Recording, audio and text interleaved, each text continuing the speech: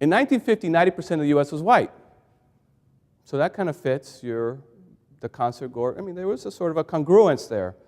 The problem is the classical music is still stuck in 1950. Because now, by 2040, only 69 or 50, and sometimes even 50% of the population will be white. In fact, today, already, 40% of the U.S. population are people of color. 40%. In fact, of those 10 years and younger, or even 40 years and younger, 35% are people of color. Already. Not in 2040, but now. And since 2008, 70% of new entrants in the workplace have been women and minorities. And by the way, that's a demographic workplace stat, but it's also a financial power statistic. Women have their own paycheck made out in their name. They want to go be entertained. They're going to choose where they're going to spend their money. Same with people of color, right? And are you attracting them? The problem is, and the reality is no. And then, to just drive the point even closer, more home, because this is not just a blip. This is not just, well, we'll figure it out. The trends I've shown you are only going to get worse. So, and I'll find, this is actually a U.S. state census is on the web, but I'll find a way to share it with you. But this is this gives you medium age by race and Hispanic origin, and, comparing whites and those who are not. But as you look at the bar graph, here's a basic story. The white population is simply older. And it'll just get older. And where the youth is in the communities of color. So when you talk about building new audiences, keep this in mind. You're thinking about Black and Latino, right? You might be thinking about LGBT. You might be thinking about people with disability. Primarily, though, in the discussion is about communities of color. But both Ravinia and Sinfonietta, as much as they were after that, strategically, they've made it about going after a younger population. Because by definition, that younger population is more diverse. So you figure out what younger audiences need, and you segment them by Black, Latino, Asian, and then also LGBT and people with disability. Now you have a congruence. So that's one strategy I want you to think about. Don't just think about Black and Latino, even though that is a metric and that is a desire. But strategically, think about it as a generational shift. The younger generation, millennials and Gen X, are the ones not coming to class, including the whites. So there's a generational dynamic going on, and then underneath it, there's also racial, ethnic issues. So you got to sort of look at that intersection. And then I'm going to drive it home even more. I'll just give you an example. Latinos, right? So I call this Latino Palooza, right? I live in Chicago, where they founded Lollapalooza. 1980, Pew Hispanic Research. Population by county. Now, it's the border cities, right? Chicago, Miami, New York. I'm going to superimpose on it 2007. It's a veritable explosion. Who would have thought that, the Kansas City Orchestra would be concerned about the Latinos living in their state? I am married to, so I didn't tell you my personal background. I grew up in Peru. My dad Peruvian, my mom American. I was born in Chicago, but when I was a year old, my dad, who had met my mom at the Cleveland Clinic, he was a cardiologist, he was an EKG technician, so between the heartbeats they meet, they marry, I'm born in Chicago, and then when I was a year old, he took his new family to Peru, and that's where I grew up. But I married Lori, a German-American farm girl from the Republic of Kansas. And over the 34 years of our marriage, I've gone back to Kansas, right, to visit her family. And with my very own eyes, I have seen the composition of the faces of Kansas changed, right, to mostly Latino. So to the point that not even Kansas is in Kansas anymore. That's the revolution, right? So, which brings me to the case study. And I remember what I said, right? It's a unique story, but it's about creativity, and it's about sustainability, and it's about a long game. And if I had time to share the Sinfonietta story in its fullness, it's in the paper, you would also see that it's a long game. Getting to this place and getting to where the Sinfonietta is with their numbers was not overnight. And it was about a vision, a strategy, a lot of trial and error, and boards that supported the AD and the EDs and their vision about how to do it. A lot of failures, right, Jim? A lot. Still, a lot, even moments we go, oh my gosh, what did we just do? But they looked at the music, they faced the music, they knew that they had to figure this out, and the only way out is through. And especially with art, right? Art is about, how do you create? Because creation, by definition, is doing something that's never been done before. Otherwise, we would not have the canon of Mozart, right, and Beethoven, unless, you see, that music did not exist. And I always find it fascinating for the classical music space, right, that everybody talks about tradition. Everybody talks about the canon, and well, we can't mess with that. Well, Mozart messed with it, because it didn't exist until he messed with it. Beethoven messed with it, right?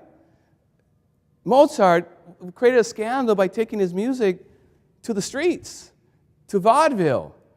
And somehow we treat Mozart and those creative geniuses as if they were fixed in a time, right? And whatever was done then was mainstream.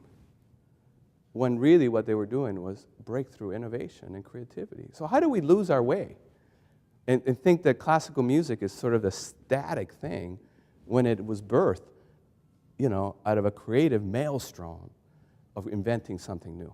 So it's a real important conundrum, but something that we can actually leverage strategically to remind the resistors of the legacy of classical music. I was talking with a group at dinner, and we're talking about this whole tradition of not clapping between movements. Now, this is a problem when you invite more diverse audiences. Because cultural anthropological studies will show us that different cultures, for a lot of complex reasons, for survival and thrival, and even geographies and weather, it's a whole study, there's different interpretations of how to do the same thing, how you manage time. By the clock or by the time has come. How do you manage your emotions? Do you manage emotions by hiding them? Don't rock the boat?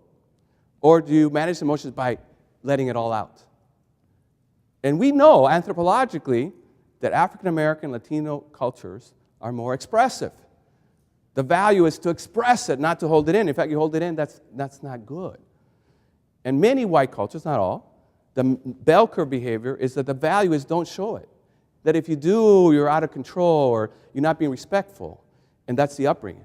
Not right, not wrong, but it's different. So when it comes to the concert, a wonderful piece, a wonderful movement that the orchestra is just lifting you to the heavens. And your heart is just bursting. And the white audience, their hearts are bursting. But because out of tradition, right? You got to keep it in. But your black and Latino audience, they don't know any better. And they're just breaking through that wall of silence and bursting into applause and cheers. Now, here's the interesting thing. Not only is that a cross-cultural issue that is causing some consternation in the concert halls, but that silence between movements was not traditional. Originally, audiences did break out into thunderous applause between the movements. And somewhere along the line, some cultural things came up, a lot of it influenced by British society and the stiff upper lip, where it just sort of got clamped down. So which one is tradition? In fact, maybe Latinos and blacks are helping us get back to some roots of classical music expression. Now, there's a strategic implication in what I just shared. Because we have to stop looking at these new audiences as the exotic, the different, the clueless, the outside of our cultural traditions. Sure, classical music has a Western European influence. Fine. But let's get savvier about what that Western culture was back in Europe back then. Let's go back. If we're going to go back to legacy, let's go back to Mozart and Beethoven, right? And what was the environment in which they broke through, and where is it that they were being rejected by mainstream society? Let's claim that legacy so then we can then apply it to the challenges, the good challenges that new audiences bring to the concert hall. And say, hey, there are new Beethovens and Mozarts in terms of thinking through new ways of creative expression. And the other principle is, but we always have tradition. We always have legacy. This is not about something completely different, right? And it's how do we, inclusive leaders, find this balance? And I love the saying there at the Baltimore Symphony Orchestra, I mean, in the 100 years, right? I don't know if you saw the banner, you know, where history meets innovation. Innovation does not reject history, but history has to meet innovation and deal with a new reality. So, case study, diversity and inclusion at Ravinia. Here's where we have landed in terms of a very simple vision. All are welcome, something for everyone. Simple to say, almost like a motherhood and apple pie thing, very difficult to execute on. Not everybody is welcome. You know, if those who have not been to Ravinia, it feels like a country club on the outside. It's hedges, right? This beautifully manicured lawn. And there's thousands of Latinos and African Americans in Lake County that go right by it. But it feels like a country club would be, that is not for me. So how do we then make it something, not only putting, you know, Buena Vista Social Club on the stage, that's the beginning, but how do we get them to come through the door and feel welcome from the moment that they land in the parking lot? So, and we're looking at race, ethnicity, LGBT, those with physical and cognitive disabilities, and the generational thing. And of course, we do not want to lose the traditional audience. Right? They're the ones that God has here. They're right now the bulk of the donors. They're the faithful concert goers. How do we do this without alienating them? And how do we do it so that we're meeting their needs, their love, their understanding of what the experience is like, and at the same time, make the mix work by bringing new generations? That's our challenge. So a little bit about where we were, where we are, and where we hope to go. Where we were. You know, Ravinia is about 125 years old.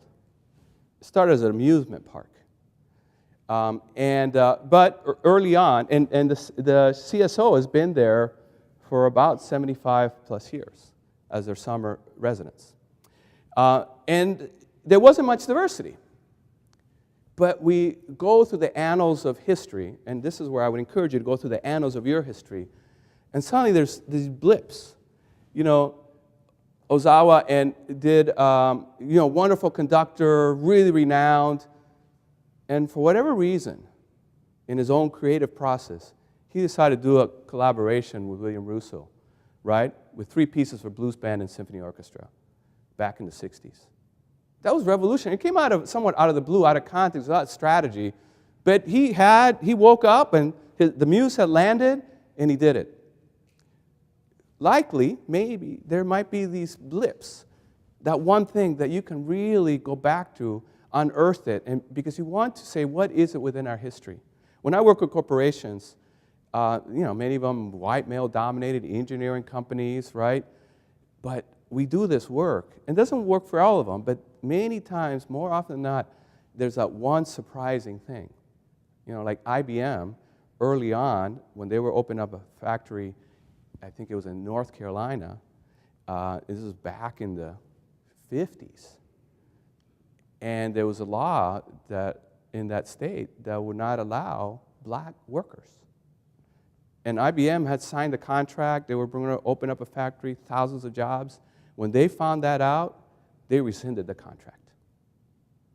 Now, that was back in the 50s. And IBM has a long journey on diversity where they lost their way on it, and now they're a really exemplary company.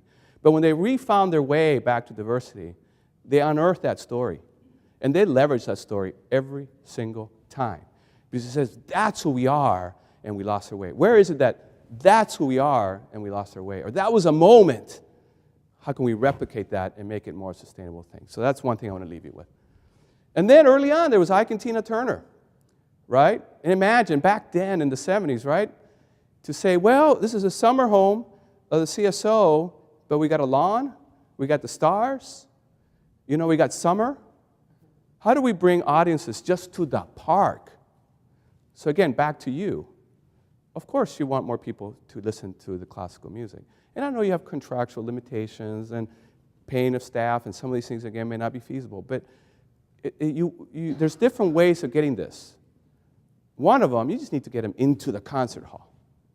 And they may not come originally for the classical music, but just getting them to your concert hall just starts to become, well, I've never been in here. This is kind of cool, right? Oh, this is different. I always walk by it.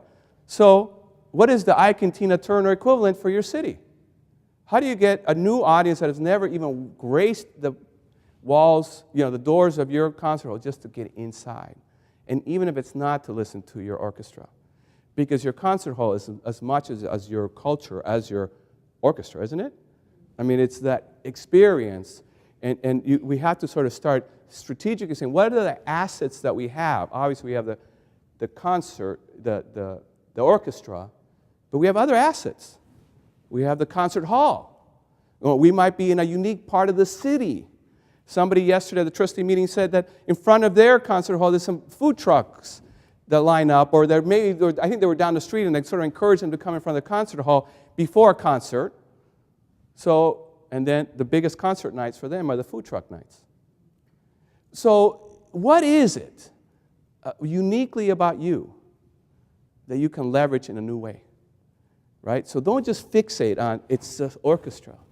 You have other assets that may not come for the orchestra, may come something else, but then in the process start getting introduced into your culture.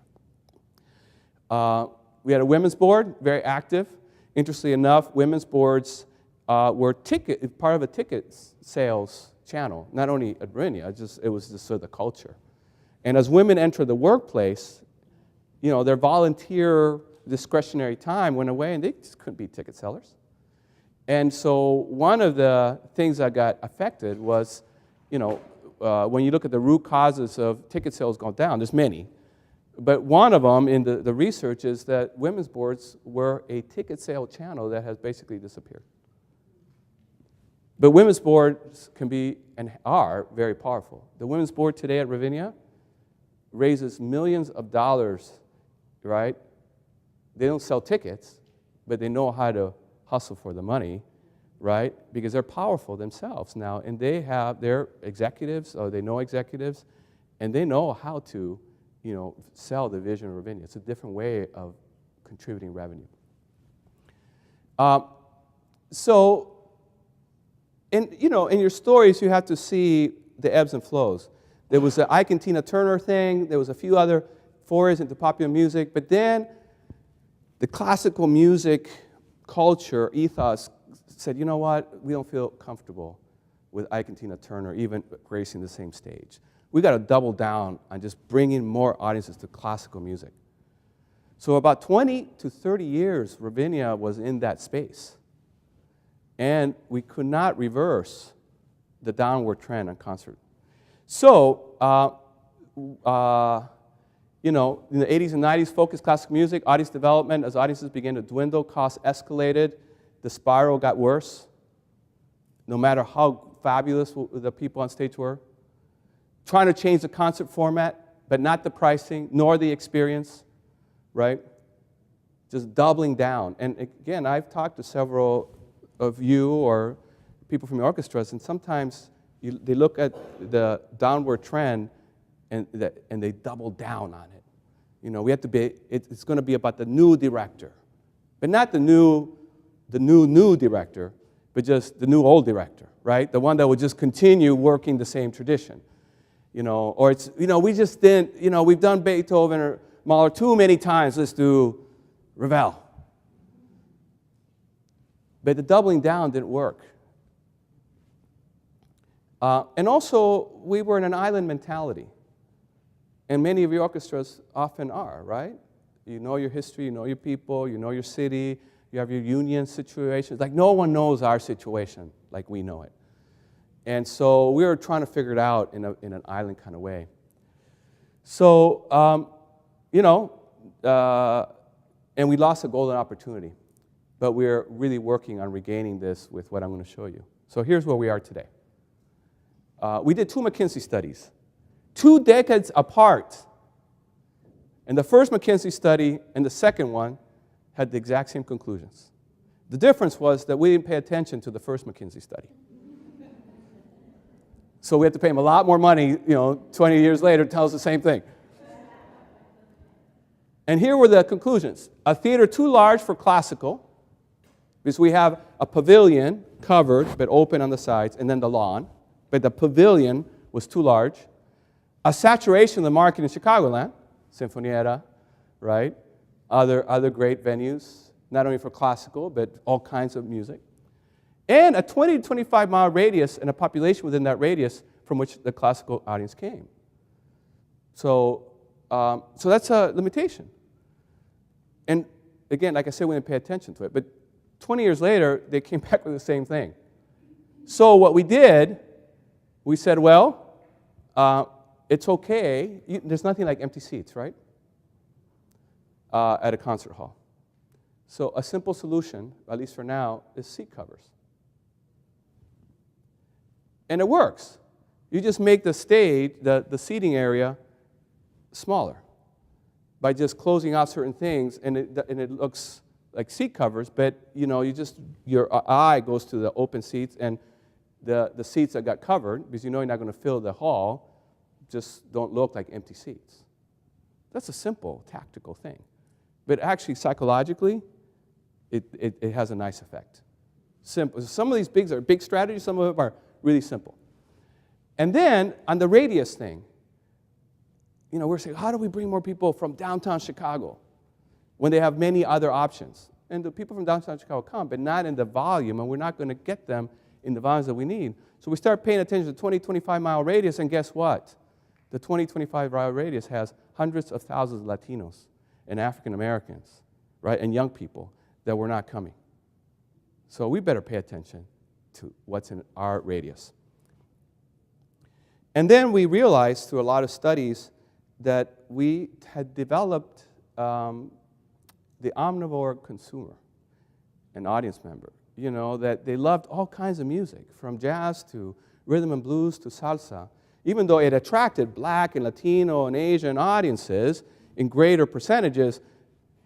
The lawn and the pavilion were filled with whites who liked all kinds of musical expression. So we realized that one of our unique assets, without really having deliberately gone after that, but this is about figuring out what your assets are, that we had an omnivore type of consumer. And that gave us a chance that maybe they might want to sample classical music